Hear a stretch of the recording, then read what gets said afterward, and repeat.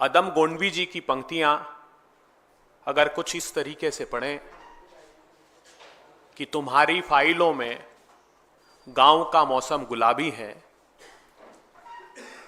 ये आंकड़े झूठे हैं, ये आंकड़े झूठे हैं, ये वादे किताबी हैं, तुम्हारा पेन चांदी का, तुम्हारा सूट सोने का, मगर किसानों के घर में आज भी फूटी रकाबी है। ये पंक्तियां मोदी सरकार के किसानों के प्रति रवैये को चरितार्थ करती है। बीते 10 साल में मोदी सरकार ने जो किसानों के साथ दुर्व्यवहार किया है, उसकी एक लंबी कहानी है। कहते हैं ना, पूत के पांव पालने में दिख जाते हैं। सरकार ने आते ही जो किसानों के खिलाफ एक के बाद एक निर्णय लिए, उससे ये कहावत न सिर्फ चरितार्थ हुई, अपितु 75 करोड़ किसानों के मन में अंकित हो गई कि किसान विरोधी नरेंद्र मोदी। सत्ता में आते ही सबसे पहला निर्णय मोदी सरकार ने लिया कि किसानों को जो 150 रुपए का बोनस धान और गेहूं पर प्रांत की सरकारें दिया करती थी समर्थन मूल्य के ऊपर, वो जून 14 में एक आदेश जारी करके सभी राज्यों को कह दिया कि अगर ये बोनस आपने देना जारी रखा तो हम आपका समर्थन मूल्य पर से अनाज खरीदना बंद कर देंगे। दूसरा निर्णय लिया दिसंबर 2014 में, जब एक के बाद एक अध्यादेश लेकर आए किसानों की भूमि के उचित मुआवजा कानून, जो कांग्रेस पार्टी ने, मनमोहन सिंह जी, सोनिया गांधी जी ने सभी राजनीतिक दलों की सहमति से बनाया था, उसको रोकने के लिए 3 अध्यादेश लेकर आए। उसके बाद 6 फरवरी 2015 को सर्वोच्च अदालत में एक शपथ पत्र दिया और यह कहा कि अगर किसानों को लागत का 50% ऊपर समर्थन मूल्य दिया तो बाजार डिस्टॉर्ट हो जाएगा। अर्थात व्यापारियों के साथ मोदी सरकार खड़ी हो गई और इस बात से साफ इनकार कर दिया कि वो 50% समर्थन मूल्य कॉस्ट के ऊपर देने को तैयार है। प्रधानमंत्री जी ने बरेली की रैली में 28 फरवरी 2016 को एक घोषणा की कि 2022 तक किसान साथियों आपकी आय 2 गुनी कर दूंगा। मगर पता लगता है कि 10 वर्षों में एनएसएसओ बताता है कि किसान की आमदनी 27 रुपए प्रतिदिन रह गई है और 74,000 रुपए का औसत कर्ज किसानों पर देश भर में हो गया।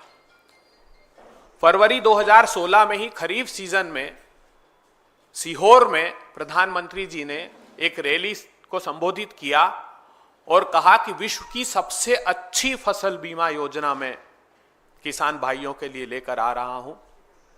उसका हश्र यह हुआ कि आज निजी कंपनियों ने 64,000 करोड़ रुपए का मुनाफा कमाया। किसानों को तो उसका लाभ नहीं मिला, मगर निजी कंपनी मुनाफा योजना बनकर यह योजना रह गई। फिर हमने देखा कि प्रधानमंत्री ने कहा कि कोविड के समय आपदा को अवसर में तब्दील करना है, तो अपने मुट्ठी भर धन्ना सेठ दोस्तों के लिए 2020 में फिर अध्यादेश लेकर आए और कृषि के क्रूर काले कानून लेकर आए गए। अब आज पता लगता है कि वो क्रूर काले कानून, नीति आयोग में उसका मसौदा एक अमेरिकी उद्योगपति भारतीय मूल के शरद मराठे, उन्होंने ये प्रस्ताव दिया था, जिसको ये कृषि के क्रूर काले कानून के रूप में लेकर आए। वो कानून भी इसलिए लेकर आए थे कि इसेंशियल कमोडिटी एक्ट में संशोधन करके वैल्यू चेन पार्टिसिपेंट्स को असीमित मात्रा में संग्रहण की अनुमति, भंडारण की अनुमति दे दें और उससे वो असीमित मात्रा में भंडार करके ऐसे समय फसलें बाजार में बेच दें जब किसानों की फसलें आने वाली हो और प्राइजेस क्रैश हो जाए और किसानों को फसलों के दाम नहीं मिल पाए। मोदी सरकार ने बीते 10 साल में 25,000 रुपये हेक्टेयर खेती की लागत बढ़ा दी। वो लागत बढ़ाई खाद पर, कीटनाशक पर, ट्रैक्टर पार्ट्स पर, हार्वेस्टर पर, इन पर 12 से 18% तक जीएसटी लगा दिया गया। डीजल की कीमत बेतहाशा बढ़ा दी तो इनपुट कॉस्ट 25,000 रुपये बढ़ गई।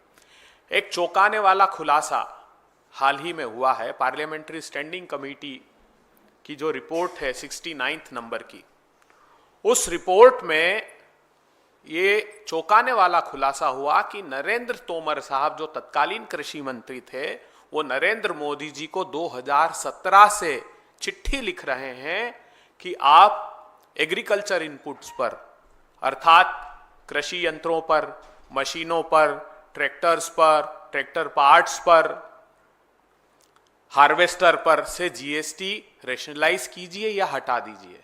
और ये कहते हैं वो उस कमेटी के सम्मुख कि मोदी सरकार ने हमारी एक नहीं सुनी। तो कमेटी ने रिप्लाई में ये कहा है कि हम मानने को तैयार नहीं है कि 2017 से आप कह रहे हैं और मोदी सरकार इसका संज्ञान नहीं ले रही। आज विशेष रूप से इस पत्रकार वार्ता को जब हम संबोधित कर रहे हैं तो उसका कारण क्या है? उसका कारण यह है कि रबी सीजन 2025-26 के लिए मोदी सरकार ने समर्थन मूल्य की घोषणा की है। न पर्याप्त खरीदी की जाती है, न उचित दाम दिए जाते हैं, न समर्थन मूल्य की कानूनी गारंटी का इंतजाम किया जाता है। मोदी सरकार ने किसानों के पीठ पर लाठी और पेट पर लात 10 वर्षों तक मारी है। तो ये रबी सीजन 2025-26 के लिए जब समर्थन मूल्य की घोषणा की, तो अब एक तुलनात्मक अध्ययन हम आपको देते हैं जुमला नाथन समिति का एमएसपी और स्वामीनाथन समिति का एमएसपी। जुमला नाथन समिति ने 2.4 से 7% तक इस बार समर्थन मूल्य रबी सीजन का बढ़ाया है। गेहूं के लिए जो जुमला नाथन समिति है उसने 2425 रुपए की घोषणा की है, जबकि स्वामीनाथन के अनुसार, स्वामीनाथन कमेटी ने क्या सिफारिश की थी, मोदी सरकार जो देती है वो A2 प्लस FL, अर्थात A2 का अर्थ हुआ कि जो बेसिक इनपुट कॉस्ट है, खाद हो गया, बीज हो गया, पानी हो गया, बिजली हो गया, FL अर्थात फैमिली लेबर। और स्वामीनाथन जी ने कहा था इसमें C2 अर्थात इन दोनों के अलावा रेंट भी लैंड का ऐड करें तो मिनिमम सपोर्ट, न्यूनतम समर्थन मूल्य बनता है, वो भी लाभकारी मूल्य नहीं बनता है। तो गेहूं पर 2425 जुमला नाथन समिति की सिफारिश है जो स्वीकार की कैबिनेट ने, और स्वामीनाथन 2580 रुपए, जो का 1980 रुपए इन्होंने घोषित किया है। स्वामीनाथन के अनुसार वो 2605 रुपए होता है। चना का 5650 है और स्वामीनाथन का 6993 रुपए, अर्थात सरसों हो, मसूर हो, कुसुम हो, जो चना, सब में जमीन और आसमान का अंतर है इन दोनों की कॉस्ट में। अब एक बड़ा खुलासा यह होता है कि भारतीय जनता पार्टी शासित राज्यों ने जो commission for agricultural cost and price को अपनी तरफ से लिखकर भेजा था, वो बहुत चौंकाने वाला खुलासा खुद इनकी रिपोर्ट में हुआ है। महाराष्ट्र ने गेहूं के लिए यह कहा था जुमला नाथन की सरकार को कि आप हमको गेहूं का समर्थन मूल्य 4461 रुपए, गौर से सुनिएगा, 4461 रुपए दीजिए।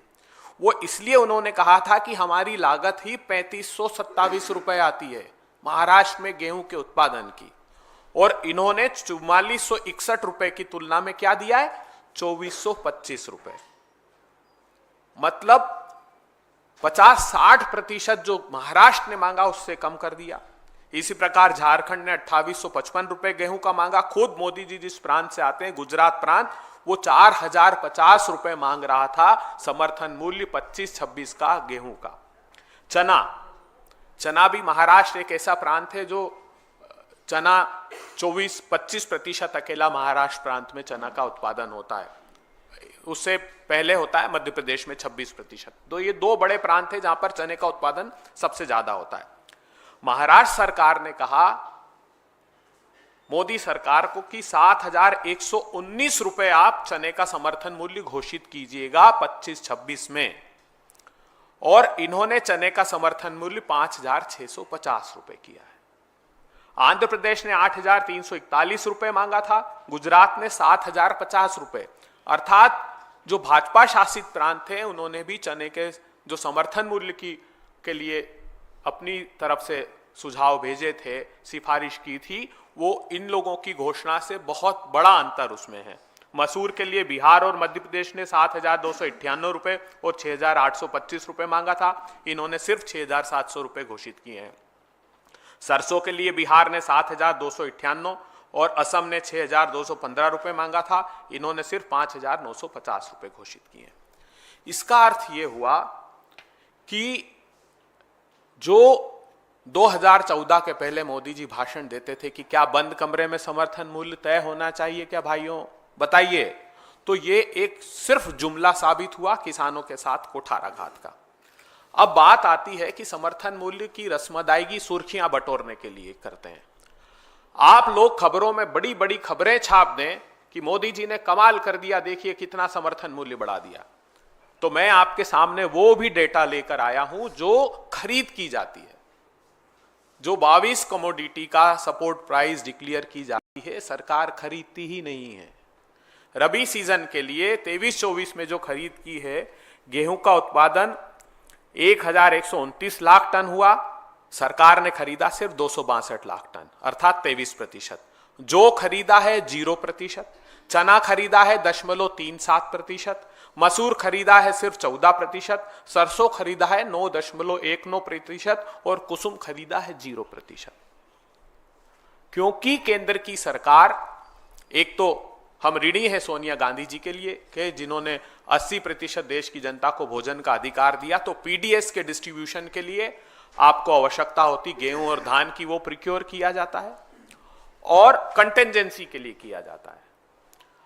तो सरकार से राहुल गांधी जी जो मांग कर रहे हैं कि समर्थन मूल्य का कानूनी अधिकार इस देश के किसानों को दीजिए, वो इसीलिए कर रहे हैं क्योंकि आप खरीदते ही नहीं है, ना खरीदते हैं ना पर्याप्त समर्थन मूल्य घोषित कर दें। अब जो वादा प्रधानमंत्री जी ने किया था कि मैं आय दोगुनी कर दूंगा, उसकी बुनियाद क्या थी? उसकी बुनियाद गिनाते हैं कि हम प्रधानमंत्री फसल बीमा योजना लेकर आए हैं, हमने agriculture infrastructure fund 1 lakh crore रुपए का किया है, हम पीएम आशा स्कीम लेकर आए हैं। तो ऐसी उन स्कीम का भी मैं अगले 10-15 सेकंड में उस पर प्रकाश डाल देता हूं। प्रधानमंत्री फसल बीमा योजना, इस प्रधानमंत्री फसल बीमा योजना खरीफ 2016 से इन्होंने प्रारंभ की थी सीहोर में। उसका सच यह है कि आज तक उसमें 64,000 करोड़ रुपए निजी कंपनियों ने शुद्ध मुनाफा कमाया है। अगर यही काम हमारी सरकारी एग्रीकल्चर इंश्योरेंस कंपनी करती, उसके पास होता, तो ये जो मुनाफा है इसकी अपेक्षा वो किसानों के हक और अधिकार के लिए बांट दिया जाता। प्रधानमंत्री जी ने बड़े बड़े बातें की कि हमने एग्रीकल्चर बजट को इतना बढ़ा दिया है। 2021 में जो 4.47% एग्रीकल्चर टोटल बजट का हुआ करता था, वो सिर्फ 2.74% इस बार के बजट में रह गया है। इतना ही नहीं, पिछले 5 साल में एग्रीकल्चर स्टैंडिंग कमेटी ने यह बताया है कि 1 लाख करोड़ रुपया मोदी सरकार ने बीते 5 सालों में सरेंडर कर दिया है, किसानों के हित के लिए खर्च ही नहीं किया। कुसुम योजना, प्रधानमंत्री जी ने बड़ी लंबी चौड़े भाषण दिए थे 2019 में। उन्होंने कहा किसान ऊर्जा सुरक्षा एवं उत्थान महाअभियान, एक बड़ा सा नाम दिया कुसुम। कुसुम के नाम पर किसानों की राह में कांटे बो दिए गए। ये कहा 10,000 मेगावाट का खेतों में हम रिन्यूएबल एनर्जी के प्लांट स्थापित करेंगे ताकि किसानों की जो इनपुट कॉस्ट है, जो बिजली का खर्च आता है, उसमें राहत मिल पाए। उसकी सच्चाई यह है कि 2019 से जो 10,000 मेगावाट का इंस्टॉल करना था, वो सिर्फ 256 मेगावाट की क्षमता अब तक स्थापित की है, 2.5%। इन्होंने कहा था जितने इलेक्ट्रिसिटी के जो पंप हैं, एग्रीकल्चर पंप, हम वो 10 लाख पंप का पहला टारगेट लेते हैं और उसमें हम सारों को सोलर से में कन्वर्ट कर देंगे। उसकी सच्चाई यह है कि आज दिनांक तक सिर्फ 2644, 10 लाख में से 2644 एग्रीकल्चर पंप को कन्वर्ट कर पाए कुसुम योजना के तहत। दाम तो दिए नहीं, और आत्महत्या का दंश किसान को जरूर मोदी सरकार ने दिया। हमने वर्ष दर वर्ष ये डेटा दिए, 31 किसान रोज देश में आत्महत्या कर रहे हैं और उसकी सीधे सीधे जिम्मेदार मोदी सरकार है। 1 लाख करोड़ रुपए के एग्रीकल्चर इंफ्रास्ट्रक्चर फंड का जो ढिंडोरा पीटा था, वो लोन की योजना थी। वो कोई सरकार ऐसा नहीं था कि 1 लाख करोड़ रुपए खुद अपनी तरफ से लगा रही थी। उसकी सच्चाई ये है कि जो 15 मई 2020 की घोषणा थी, उससे लेकर आज तक सिर्फ 32,000 करोड़ रुपए के लोन दिए गए उस 1 लाख करोड़ रुपए में से, और आखिरी और एक बहुत चौंकाने वाला खुलासा है कि सोयाबीन महाराष्ट्र में बहुत बड़ा मुद्दा है। अभी मध्य प्रदेश और महाराष्ट्र दो प्रांत ऐसे हैं जो सबसे अधिक 90% के लगभग सोयाबीन का उत्पादन करते हैं देश में। सोयाबीन के फसलों के दाम जो समर्थन मूल्य घोषित करती सरकार वो 4892 रुपए 4892 रुपीज पर क्विंटल अनाउंस किए थे इन्होंने। खरीदते तो है नहीं। अब जब क्राइसिस हो गए, सोयाबीन कम दाम में बाजार में बिकने लगा, तो देश के कृषि मंत्री, आपने सुना होगा, संसद के बाहर जब आए और आप मीडिया साथियों ने उनसे प्रश्न किया तो उन्होंने कहा कि मैं मानता हूं कि सोयाबीन अंडर प्राइस समर्थन मूल्य से कम में बिक रहा है और मैं समर्थन मूल्य पर खरीद करने की घोषणा करता हूं। तो आशा एक अम्ब्रेला स्कीम सरकार की है जिसमें दो तरीके से समर्थन मूल्य पर खरीदी की जाती है।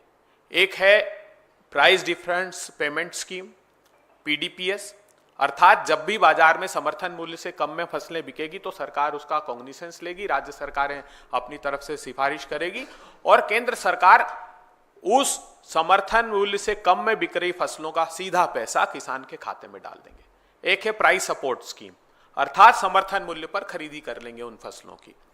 अब सोयाबीन के लिए चौंकाने वाला खुलासा यह है कि 4892 रुपए का सपोर्ट प्राइस है और महाराष्ट्र की सरकार जो मुखोटा लगाकर महाराष्ट्र में बैठी है उसने खुद 6039 रुपए उसकी इनपुट कॉस्ट बताई है सीएसीपी को। उन्होंने कहा कि सोयाबीन उत्पादन की जो लागत है वो 6039 रुपए आती है हमको, और इन्होंने समर्थन मूल्य क्या घोषित किया था, 4892। मैं देश के कृषि मंत्री जी को यह आग्रह करता हूं कि जिस क्षण आपने सदन के बाहर खड़े होकर यह घोषणा की कि अंडर प्राइस बिक रहा है, आपने 25 अक्टूबर से उसके समर्थन मूल्य पर खरीद की घोषणा की है, लेकिन महाराष्ट्र और मध्य प्रदेश में आज किसान 3000 से लेकर 4000 रुपए में बेचने को मजबूर है, क्योंकि जब 86% small and marginal farmer Hindustan में है, जब उनकी फसलें आती है तो उनकी क्षमता नहीं होती कि वो खेत से घर ले जाएं, क्योंकि उनकी कॉस्ट बढ़ जाती है, तो सीधा मंडी में लेकर आते हैं। और 25 अक्टूबर के पहले जो भी फसलें आ रही है, आपकी इस घोषणा से पीडीपीएस स्कीम अपने आप अट्रैक्ट हो जाती है।